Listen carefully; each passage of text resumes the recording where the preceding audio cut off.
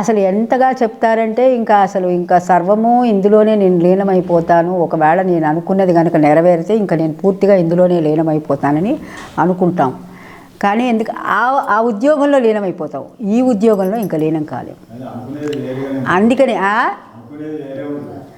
అనుకునేది వేరే ఉంటుందంటే అలా అంటే ఇప్పుడు అది అందుకే పరమాత్ముడు ఏమంటాడంటే నీకు ఏది కోరుకోవాలో కూడా మనకి తెలియదు. కోరుకోవాల్సింది పక్కన పెట్టుకుని కోరుకోకూడనివే కోరుకుంటాం మనం. అది మన దానికి మనం ఏం చేయలేము. అందరము అదే ఘాట్లో వెళ్తున్నాం అది. సో అందుకని ఏం చేయించారంటే అంటే కృతజ్ఞతాపూర్వకంగా ఎప్పుడో ఒక జన్మానికో శివరాత్రి అన్నట్టు కాస్త యజ్ఞమన్నా చెయ్యండి రా బాబు, యజ్ఞం చేస్తే మీకు పొందిన దానికి మీకు ఒక కృతజ్ఞత ఇచ్చినట్లుగా అవుతుంది అని చెప్పి. సరే ఈ యజ్ఞాలు మామూలుగా పంచయజ్ఞాలు చేయాలని చెప్పి మనం చాలాసార్లు దేవయజ్ఞం, ఋషి యజ్ఞం, మనుష్య యజ్ఞం, భూత యజ్ఞం చేయడం అదంతా కూడా చెప్తున్నాం. కానీ స్థూలంగా తర్వాత ఇంకా భగవద్గీతలో ఇంకా అనేక యజ్ఞాలు కూడా చెప్పాడు. స్థూలంగా అంటే మామూలుగా దైనందిన జీవితంలో మనం అనుభవించడానికి ఒక 4 రకాల యజ్ఞాలు మనం ఖచ్చితంగా చేయాలి ప్రతి మనిషి. అసలు యజ్ఞం అంటే ఏంటి, ఎందుకు చేయాలి? ఎందుకంటే ఇప్పుడే మనం యజ్ఞం చేసి కూర్చున్నాం కాబట్టి ఆ విషయాలు ఒక్కసారి మళ్ళీ మనం అంటే ఇది అనేకసార్లు మనం చెప్పుకున్నాం కానీ మళ్ళీ ఒకసారి చెప్పుకుందాం. ఈ యజ్ఞాలు ఏంటంటే ద్రవ్య యజ్ఞం అనేది ఒక రకం. ద్రవ్య యజ్ఞం అంటే ఇప్పుడు మనం చేసాను చూడండి, దీన్ని ద్రవ్య యజ్ఞం అంటారు. అంటే అనేక రకాలైనటువంటి ద్రవ్యాలు, నెయ్యి, చెరువన్నము, తర్వాత మంత్రాలతో సహా ద్రవ్య యజ్ఞం చేయటం ఒక రకం. తర్వాత తపోయజ్ఞం అని ఒకటి ఉంటుంది, తపోయజ్ఞం. తర్వాత జ్ఞానయజ్ఞం, చివరికి యోగయజ్ఞం. ఈ 4 రకాలు మెయిన్ యజ్ఞాలలో. అయితే ఈ ద్రవ్య యజ్ఞం ఎందుకు చేస్తాము అంటే స్థూలంగా ఉన్నదాన్ని, అంటే స్థూలంగా అంటే కనపడేటటువంటి ఈ ప్రపంచాన్నంతా కూడా సూక్ష్మీకరించ అంటే ఏంటి, దానిని ఇప్పుడు చూడండి, అన్నము మనం తింటున్నాం కదా, అన్నం తింటున్న తర్వాత దాన్ని లోపల అరగాలంటే ఏం చేస్తుంది, దాన్ని రుబ్బుతుంది లోపల పేగు. అనేక జఠర రసాలు అంటే అనేక రసాలు ఫ్లూయిడ్స్ కడుపులోకి వచ్చి, ఫ్లూయిడ్స్ అంటే రసాలన్నీ ఉత్పన్నమవుతాయి. ఉత్పన్నమై అన్నం అంతా రుబ్బినట్టుగా మెత్తగా చిరికినట్టుగా అయిన తర్వాత అప్పుడు అది మెల్లగా లోపలికి వెళ్ళి రక్తం కింద మారుతుంది తర్వాత. అంటే ఏంటి, ఈ తిన్నట్టుగా ఉండదు, లోపల అనేక రకాల మార్పులు చెందుతుంది, ఇంకా ఉడుకుతుంది కూడా. సో అలాగే ఈ భౌతికమైనటువంటి ప్రపంచాన్ని సూక్ష్మీకరించటము ఓన్లీ అగ్ని చేయగలడు.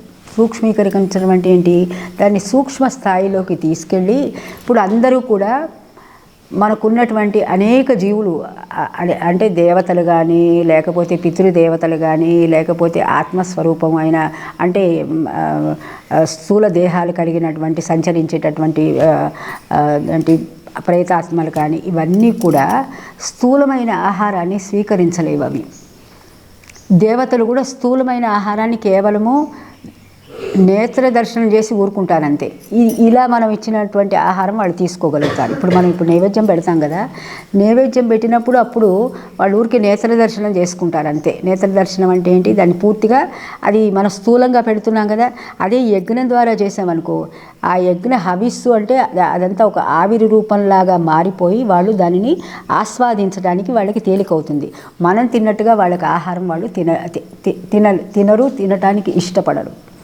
సో అందుకని హవిస్సు అంటే ఈ అగ్ని ద్వారా అందరి దేవతలకి, పితృదేవతలకి, అలాగే సూక్ష్మ స్వరూపాలుగా ఉన్నటువంటి గంధర్వులు, కిన్నరులు, కింపురుషులు, ప్రేతాత్మలు, జీవాత్మలు, తర్వాత సూక్ష్మ క్రిములు, వీటన్నిటికీ కూడా ఈ యజ్ఞం ద్వారా ఇవ్వటం జరుగుతుంది.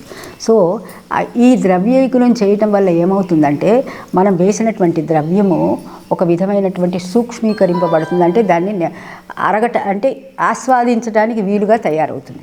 ఆస్వాదించడానికంటే తీసుకోవటానికి వీలుగా, అంటే ఈ జీవాలన్నీ తీసుకోవటానికి వీలవుతుంది. కాబట్టి ఇలా ద్రవ్య యజ్ఞం చేయాలి. అర్థమైందో నేను చెప్పింది? ఏమైనా అర్థమైందో లేదో? ఏమైనా అర్థమైందా? మనలాగా స్థూలమైన జీవులు కాకుండా, స్థూలం అంటే ఈ స్థూలమైనటువంటి శరీరంతో ఉన్న జీవులు కాకుండా సూక్ష్మ శరీరాలు కలిగినటువంటివి కూడా భూప్రపంచంలో అసలు 3 వంతులు అదే ఉంది. ఒక వంతే మనం ఇలా కనపడుతున్నట్టుగా ఉన్నటువంటి మనుషులు ఉన్నారు, మిగతా అంతా కనపడకుండానే ఉంది. ఆ కనపడకుండా ఉన్నటువంటి ప్రపంచానికి మనం ఆహారం అందించాలంటే ఇలాంటి ద్రవ్య యజ్ఞం ద్వారా అందించగలుగుతాం. ఇకపోతే ఆ విధంగా ఈ హవ్యవాహనుడు మనకి సహాయపడతాడు అందరికీ. అంటే ఎప్పుడైతే మనం అందరికీ ఇప్పుడు మనం అన్నదానం చేస్తున్నాం కదా, అంటే మనతో పాటు ఇంకా కొంతమంది కడుపు నిండితే బాగుంటుంది, వాళ్ళు కూడా సంతోషపడతారు, తృప్తి పడతారు అంత నువ్వే తినటం కంటే. అలాగే ఇది కూడా, ఈ ద్రవ్యయజ్ఞం కూడా అది ఒక రకం. ఇకపోతే తపోయజ్ఞం అని ఒకటి ఉంటుంది. ఈ తపోయజ్ఞం అంటే ఏంటి? ఇక్కడ శరీరాన్ని తపింప చేసుకోవటం, దాన్ని కూడా ఒక యజ్ఞం అన్నారు. అంటే ఎలా తప్పింపజేయటం? కూర్చుని ఎండలో మాడటం. కొంతమంది అలా ఎండలో అదేంటి నడినెత్తిన సూర్యుని పెట్టుకుని ఒంటికాల మీద తపస్సు చేశాడని వస్తుంది. ఆ తపస్సు కాదు యాక్చువల్గా. తపోయజ్ఞం అంటే ఇప్పుడు చూడండి, మనం అనేక రకాల సేవలు చేస్తాం. కొంతమంది వైద్య వృత్తిని తపస్సుగా స్వీకరిస్తారు. అప్పుడు ఈ మధ్య పద్మశ్రీనో పద్మవిభూషణ్ అవార్డు ఒక అమ్మాయికి, ఒక పెద్ద ఆవిడకి ఇచ్చారు. ఏమని అంటే ఆవిడ అంటే కొన్ని వేల డెలివరీస్ చేసింది, శిశు జననాలు వితౌట్, అంటే సిజేరియన్ లేకుండా శిశు జననాలకి అమ్మాయి సహాయపడింది. అమ్మాయికి పద్మభూషణో పద్మశ్రీనో ఇచ్చారు ఆవిడకి. పెద్ద ఆవిడ అంటే ఒక మంత్రసాని వృత్తి పెట్టుకుంది ఆవిడ. అంటే స్త్రీలకు ఏ సమయంలో ఏ కష్టం కలుగుతుంది, ఆ బిడ్డ ఎలా లోపల ఏ విధంగా బాధపడుతున్నది, దాన్ని తేలికగా ఎలా బయటికి తీసుకురావాలి, ప్రపంచానికి తీసుకురావాలి అనేటటువంటి తపస్సు చేసింది ఆమె. సో అట్లా అంటే ఆవిడ ఆ విధమైనటువంటి. కొంతమంది ఏంటంటే అనేక మంది విద్యార్థులకి ఉచితంగా వాళ్ళు చదువు చెప్పిస్తూ ఉంటారు. అలాగే అనేక మంది జీవులకి ఆహారం పెట్టేటటువంటి తపస్సు చేస్తారు. అదే కాకుండా ఇంకా అనేక సేవలు ఏంటంటే ప్రపంచంలో ఉన్నటువంటి చెడునంతా తీసేటటువంటి సేవలు కూడా కొంతమంది చేస్తారు. ఫర్ ఎగ్జాంపుల్ ఇప్పుడు చెప్తున్నాం, మనం ఈ ప్రాంగణం అంతా శుభ్రం చేయటం తపోయజ్ఞం కింద వస్తుంది. ఎక్కడక్కడ రాళ్ళు ఎత్తేసి భూమిని చదును చేసుకుని చెట్లలో ఉన్నటువంటి ఆకులు పడేసినటువంటి పూపు నీట్గా చేసేసుకుని దీన్ని కూడా తపోయజ్ఞం అంటారు. ఇంకొక రకమైనటువంటి యజ్ఞం కూడా మనం చేయొచ్చు. ఇప్పుడు చూడండి, మనమంతా కూడా పర్యావరణాన్ని అనేక రకాలుగా కలుషితం చేస్తున్నాం. ప్లాస్టిక్ వాడటం కానీ అనేకమైనటువంటి, ఇప్పుడు చూడండి వందల కొద్ది టూత్ బ్రష్లు అలా మనం పడేస్తూ ఉంటాం.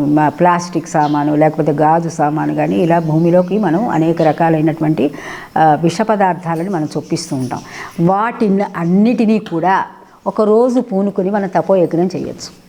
ఈ గ్రామంలో అంటే ఊరికి ఎగ్జాంపుల్ చెప్తున్నాం. ఇప్పుడు చేయమంటే మళ్ళీ ఇప్పుడు ఇవి చేస్తున్నవి చాలకన్నా మమ్మల్ని అక్కడ కూడా చావగొడతావా అని అనకండి. అంటే మీతో పాటు నేను వస్తాం. అంటే అలా ఒక యజ్ఞం కింద మనం పెట్టుకోవచ్చు. ఇదంతా కూడా ఎక్కడెక్కడ ఉన్నటువంటి ప్లాస్టిక్ సామానంతా తీసుకెళ్ళి ఒక దగ్గరికి పెట్టి దాన్ని కాస్త అంటించేసి శుభ్రం చేసి ఈ గ్రామాన్ని ఒక విధమైనటువంటి ఇది చేయొచ్చు. అలాగే ఈ గ్రామాలందరికీ కూడా ఉన్న వాళ్ళందరికీ కూడా కొంతమంది అంటే ఈ మన ప్రసాద వితరణ చేసేటటువంటి యజ్ఞం చేయొచ్చు. ఇంకా ఇప్పుడు మన పిల్లలకి బడి పిల్లలకి ఎక్కడెక్కడ సబ్జెక్టులలో వీక్గా ఉన్నారో వాళ్ళందరికీ కూడా మనం ఇక్కడికి తీసుకొచ్చి వాళ్ళకి కాస్త సహాయం చేయటం, ఇలాంటి యజ్ఞాలు, బట్టలు ఇవ్వటం కానీ ఇవన్నీ కూడా ఈ తపస్సు. అంటే శరీరాన్ని కొద్దిగా కష్టపెడుతూ మనకున్న దాన్ని అందరికీ పంచిపెట్టడం అనే దాన్ని ఈ తపోయజ్ఞం అంటారు. ఇకపోతే జ్ఞాన యజ్ఞం. This is the most important thing.